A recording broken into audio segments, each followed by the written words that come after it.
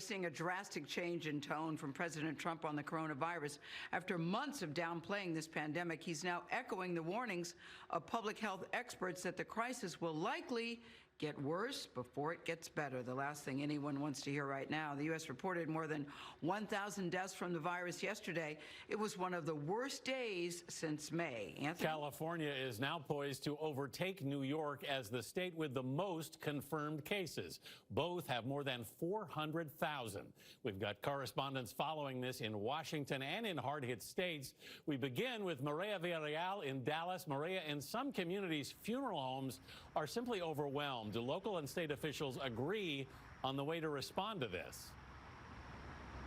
Yeah, it's an absolutely dramatic situation here in Texas. While we are seeing a leveling off of cases in a lot of urban areas, like right here in Dallas, border communities are seeing their hospitals fill up. We have a lot of county judges that are stepping in. They're actually imposing curfews. They're rolling back on businesses that are non-essential. They're trying to close them up for the time being.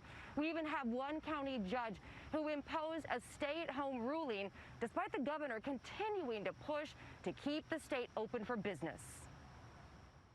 I wanted to make everybody sure that this is a serious situation. Hidalgo County Judge Richard Cortez says his mandate to keep people home was out of desperation. My job is to take care of the public health. I was seeing our people really not paying attention to the seriousness of the problem. But according to Texas Governor Greg Abbott, Cortez's plan and others under consideration are not actually enforceable because statewide rules take precedent. Is this anything like you've seen before? This pandemic has really hit the valley very hard. It's something that I've never seen in my 27-year career. Johnny Garcia is the director of the Ceballos Diaz Funeral Home in Edinburgh, Texas. He says funeral homes like his are running out of space so fast, the state brought in refrigerated trailers to help store bodies. Most funeral homes can probably hold, 5 to 10 loved ones at a time. But all of a sudden, you're getting that many calls per day. According to the Texas Department of State Health Services, Hispanic people make up more than 40% of confirmed coronavirus cases. It's a similar situation in California, where the number of cases has topped 400,000. Latinos make up almost 39% of California's population, but account for more than 55% of coronavirus cases.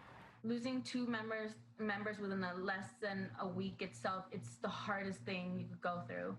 Alexandria Cubillas lost her father Luis and sister Stephanie to coronavirus just days apart. Cubillas says she's angry and upset she still sees people not taking the virus seriously. You need to protect your family. You need to stay your distance. You need to stop being selfish. Think about your family.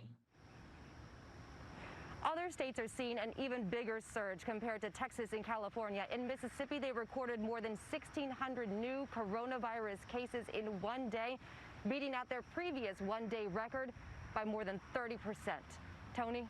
It may not be the last record to fall. Mireya, thank you very much.